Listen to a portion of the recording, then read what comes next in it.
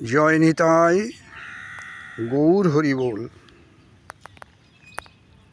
বৃন্দাবন ধাম অপূর্ব প্রাকৃতিক শোভা, অপূর্ব প্রাকৃতিক শোভা।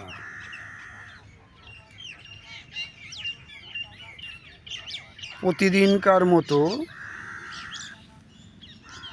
আজকে আমরা সম্পূর্ণ শাস্ত্রীয় সিদ্ধান্ত অনুসারে কিছু ভাগবতীয় কথায় আলোচনায় ব্রতী হয়েছি।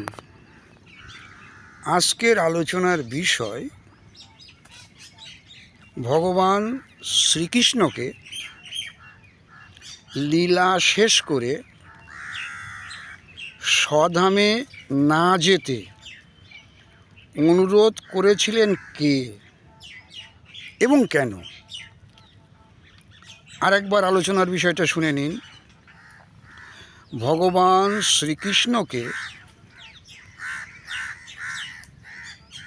লীলা শেষ করে স্বধামে না যেতে অনুরোধ করেছিলেন কে এবং কেন করেছিলেন। আসুন আমরা ভাগবত থেকে এ বিষয়ে জেনে নিই। এটা আমরা পাব, এর উত্তরটা আমরা পাব শ্রীমদ্ ভাগবত মহাপুরাণ, তার ভাগবত মাহাত্ম্য 55 থেকে 59 নম্বর শ্লোকে। ভাগবত মাহাত্ম্য 55 থেকে 59 নম্বর শ্লোক।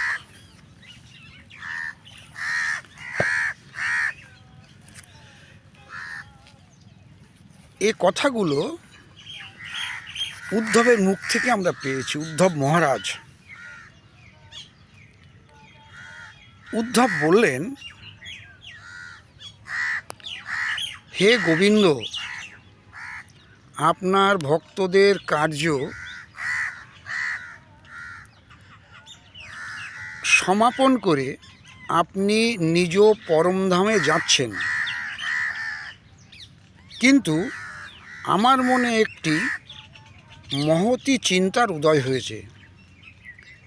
সেই সংশয় নিরসন করে আপনি আমাকে শান্ত করুন। উদ্ধবের মনের প্রশ্ন,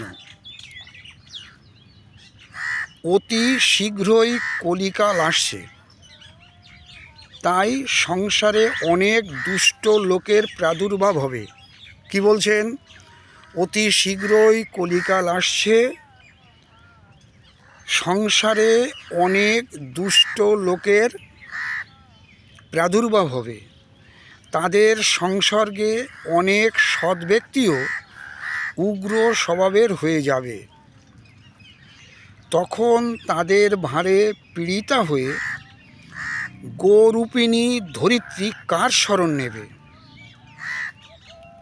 হে কমলনয়ন, আমি তো আপনাকে ছাড়া দ্বিতীয় কাউকে এর রক্ষাকর্তা দেখছি না। এবার 58 নম্বর শ্লোকে কি বলছেন? সুতরাং হে ভক্তবৎসল, আপনি সাধুদের প্রতি কৃপা করে এখান থেকে যাবেন না। হে ভগবান, আপনি বস্তুত নিরাকার ও চিন্মাত্র হয়েও শুধুমাত্র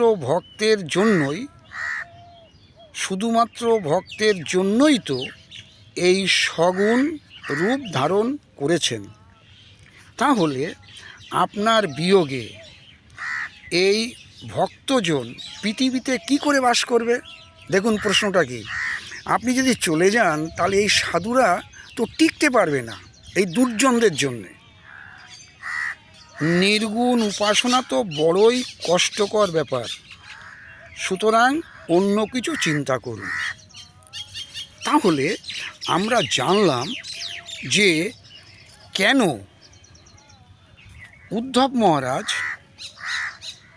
উদ্ধব মহারাজ ভগবান শ্রীকৃষ্ণকে লীলা শেষ করে স্বধামে না যেতে অনুরোধ করেছিলেন।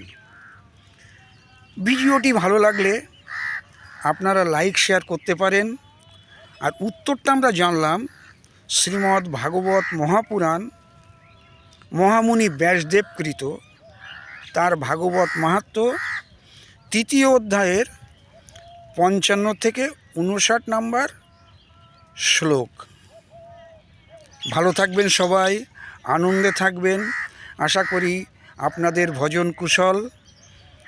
আজ এ পর্যন্তই। জয় নিতাই গৌর হরি বল। জয় শ্রী রাধে শ্যাম। রাধে রাধে।